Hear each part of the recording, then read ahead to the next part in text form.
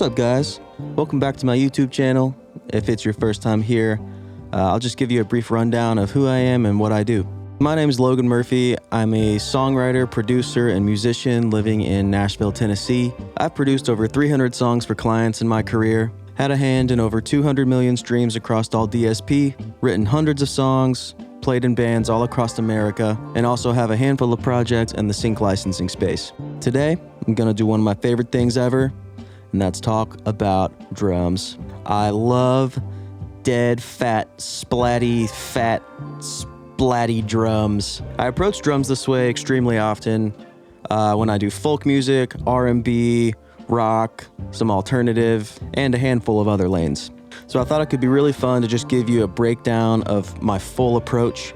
I'm gonna take you through my thought process all the way from the beginning with picking out drums, tuning drums, miking drums, all the way through to the finish line of mixing the drums into a song. I'm not at all claiming this is the only right way to do it, but I do hope watching this video you'll at least learn something or see a different way of recording dead, fat, splatty, fat drums. So without further ado, let's get right into the video. I hope you enjoy it. Yeah, so just wanted to take a minute here and kind of walk through my kit and mics and approach to tuning and dampening and all that kind of stuff for this kind of vibe. Yeah, you'll notice my kind of Franken-style kit going on right now. There's the Gretsch Catalina Club. I love this kit, it's 24. And then I have like a more vintage Ludwig Black Cortex kit, and I've got the toms from that, which is the 13-16. And then snare is Pearl Export 14 by 6.5. That's kind of my everydayer snare. It's just super versatile on like the tuning spectrum, and yeah, it just kind of works for most scenarios I need it for. So that's kind of my go-to everyday snare. And then, but yeah, I would say for this vibe, I feel like just bigger drums are better for how I like to capture them. So as big, deep of sounds as possible. And I feel like they just like mute really well. They definitely sing if you tune them that way as well, but deep thuddy thing, I just think they do that really well. And for dampening, I just have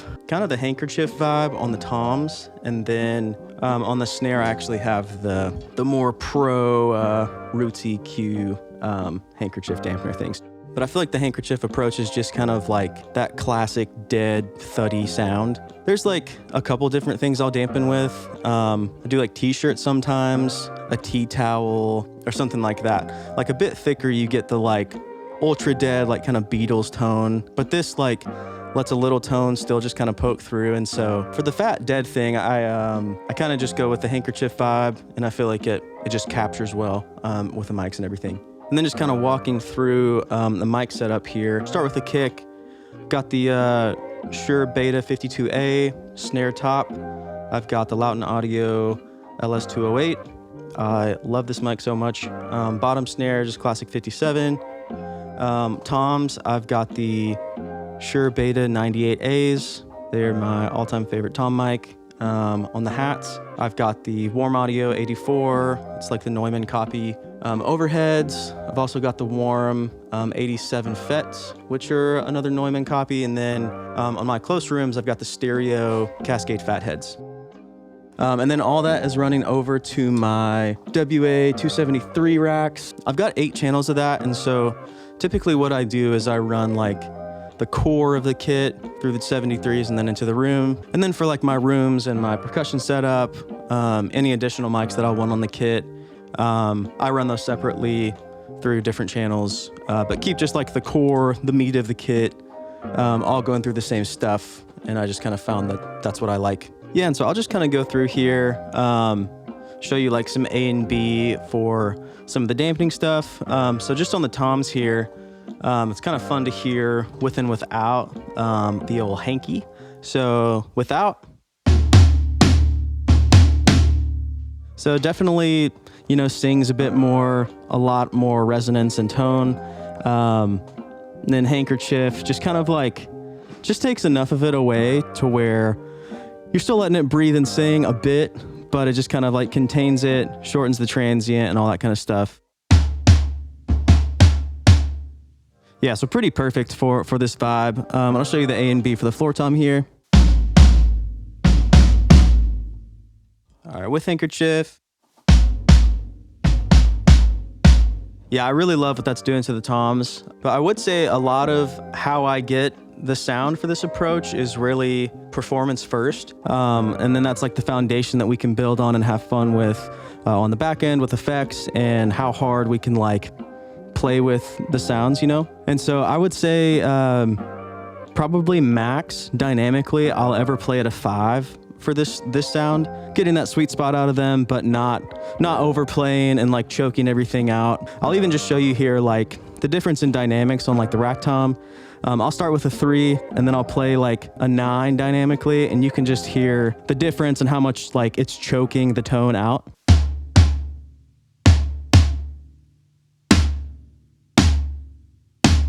So the 9, I would maybe play that in like an indie rock setting or a country setting.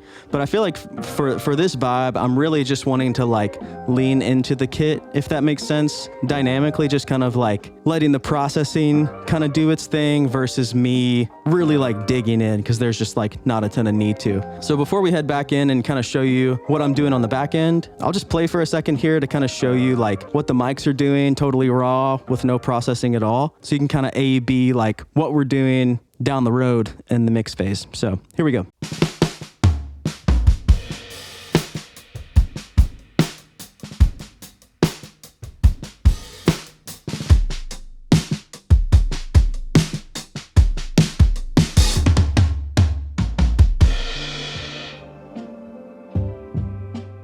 All right, guys, we're going to jump into the mix side here. We're just going to reference the track that I used in the beginning of the video. Just a short little clip kind of showing the vibe of the drums with kind of the lo-fi track. You know, this is all preference. It's just kind of what I like and what I felt like suited the little lo-fi track, which is why I made some of the decisions that I did. But yeah, let's just get right into it. So I'm going to just bypass everything that I have going on here, and then we'll just start from the top down. If you didn't watch my last video, I go pretty in depth on my drum bus approach. So I'm probably not going to touch that as much today. So I'm just going to leave that on for this whole walkthrough, but feel free to reference that if that interests you.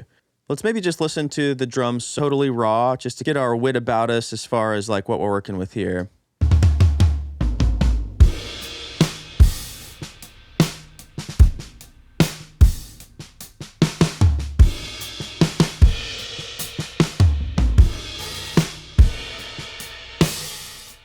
You know, right off the bat, the approach and dynamics feel good. I love starting from a place that I don't feel like I'm already fighting things. You know, it doesn't feel like a finished mix, but it feels like at least thought out, and the sounds together are all making sense to me.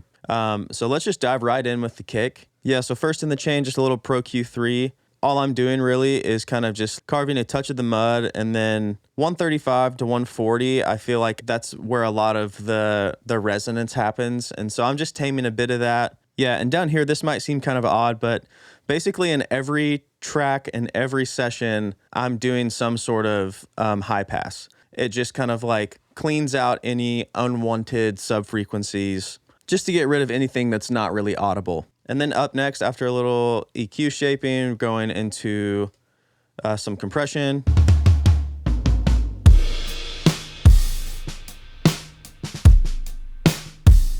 Yeah, so that's hitting about 5 dB, SSL, which you will see all over my sessions in the future videos.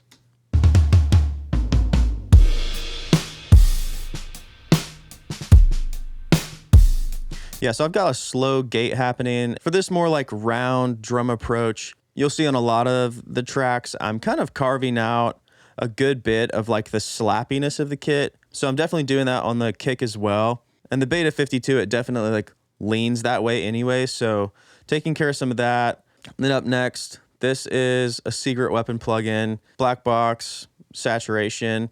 It's just so good. You'll see it all over my sessions as well. And then after that, I'm hitting it with just a little extra love on some of the low end. It just kind of felt like the sub-frequencies were poking out a bit too much. And then lastly, I've got Smack Attack. It's a Waves plugin. It's a transient designer. And so basically that's just kind of killing a little of the back end of the kick. So just making it a little tighter, a little punchier. So all that together, I'll really bump it.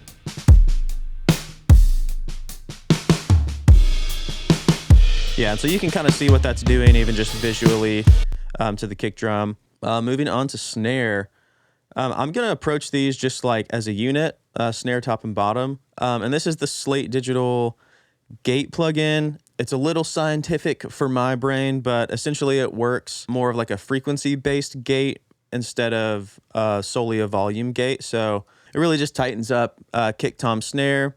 And then, yeah, kind of a unique approach, I think.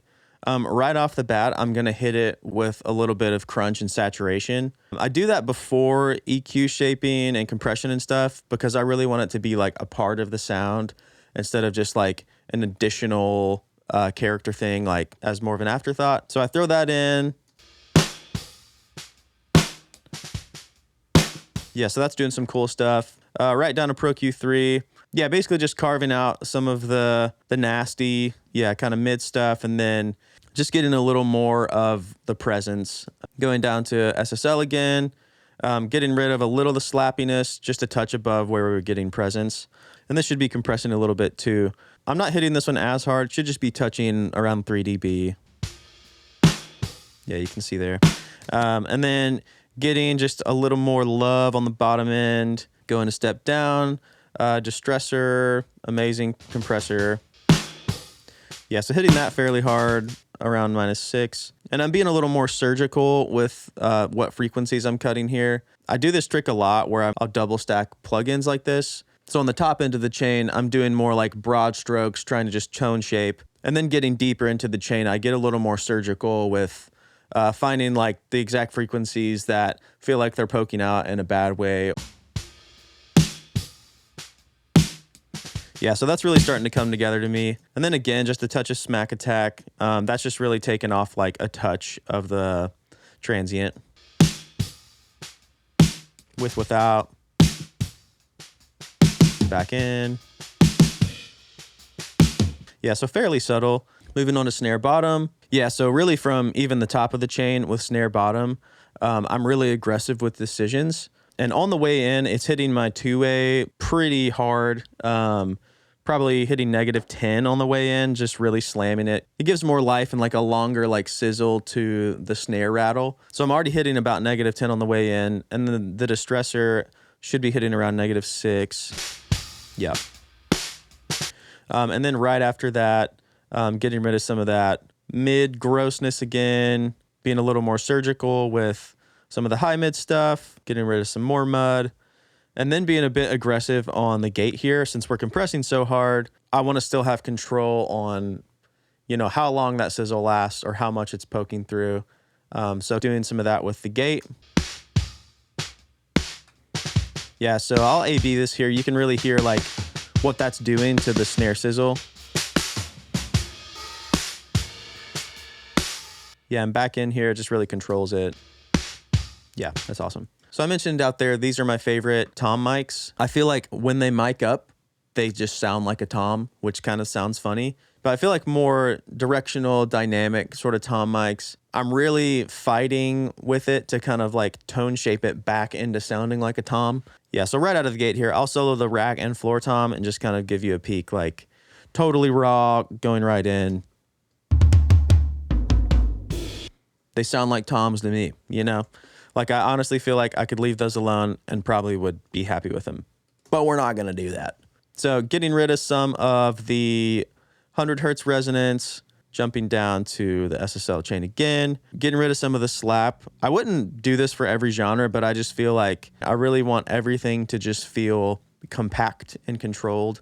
So that's why I'm like messing with gates a little harder, messing with some of the high mid frequencies, not letting as much of that pass through. Yeah, so hitting a bit of compression, adding in this like nice little flavor around 3K. And then I just wanted to give these like a touch of life. So I've got the Valhalla Vintage Verb on the 80s preset, and I've got the Lively Snare Room queued up here. It's just a really short, kind of like roomy sound. And I just felt like it gave like a little life back to the toms. But in context, you don't even really hear it. It just feels like they're a little more alive. So pretty much same approach on floor tom. I'm just kind of like hitting a touch of different frequencies as far as what's poking through. It's a deeper tom, so obviously like some of the deeper resonance than the rack tom will be poking through. but pretty much same approach. So here are those together. Yeah, it's great. Moving down to hats.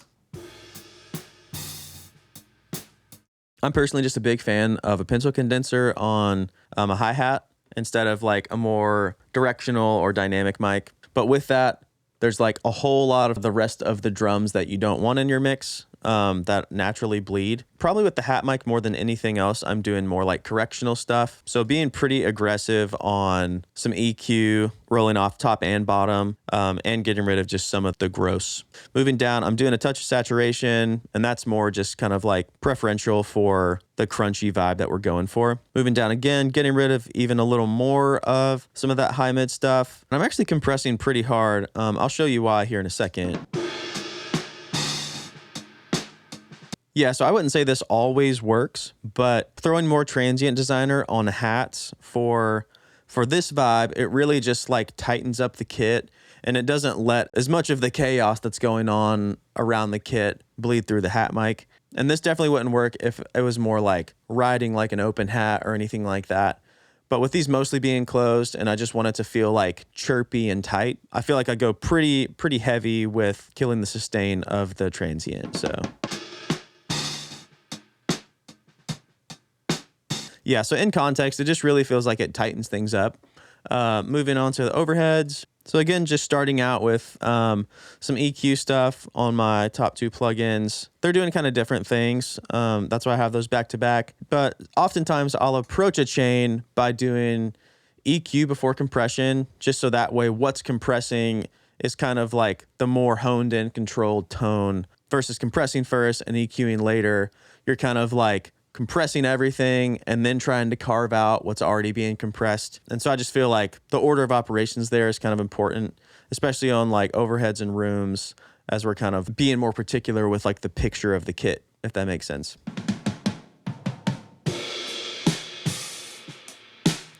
Yeah, so moving on, got a little saturation, and we're doing that as well before we compress.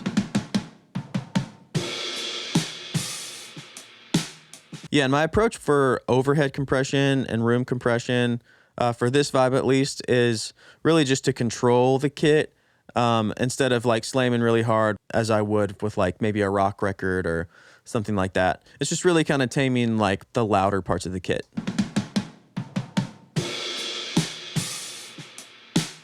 Yeah, so not doing a whole lot. And this is more just vibe. I'm like killing quite a bit of this high mid stuff.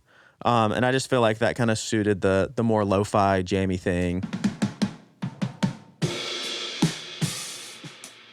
Yeah, and then moving on to rooms. Again, some tone shaping EQ stuff. Doing the same approach as the overheads, honestly. Hitting with some saturation again. I am definitely pushing these like much harder into crunchy world. Kind of the same approach as snare bottom. I'm using this as more like salt and pepper to the overheads, instead of like something you could pick out in the mix. It's more of just like a touch of like character and love underneath the overheads. So I'll play a bit of that just to kind of show you how aggressive I'm going. I mean, that's just cool. And then from there, we're hitting compression fairly hard.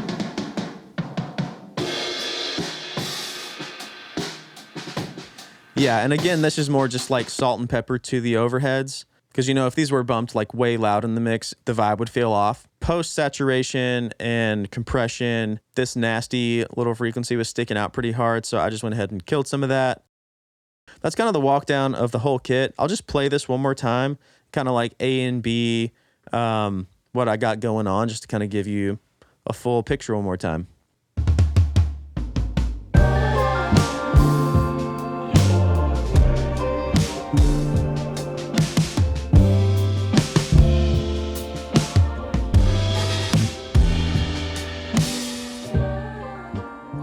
Sweet guys, well, I hope you enjoyed this video. Before I hop off here, I just wanted to mention, I do have some links in the description for a few different products. I have a sample pack that I'm really proud of. And then I do have a couple different mix templates that you can check out. Those are all linked in the description. And as well, if you want to pop over to my Instagram and give me a follow to keep up what I do on the day-to-day with songwriting and production and clients and all that kind of stuff. I post there fairly often as well. So thanks so much guys for following along and watching the videos. I hope you enjoyed it and got something out of it. And we'll talk soon. See ya.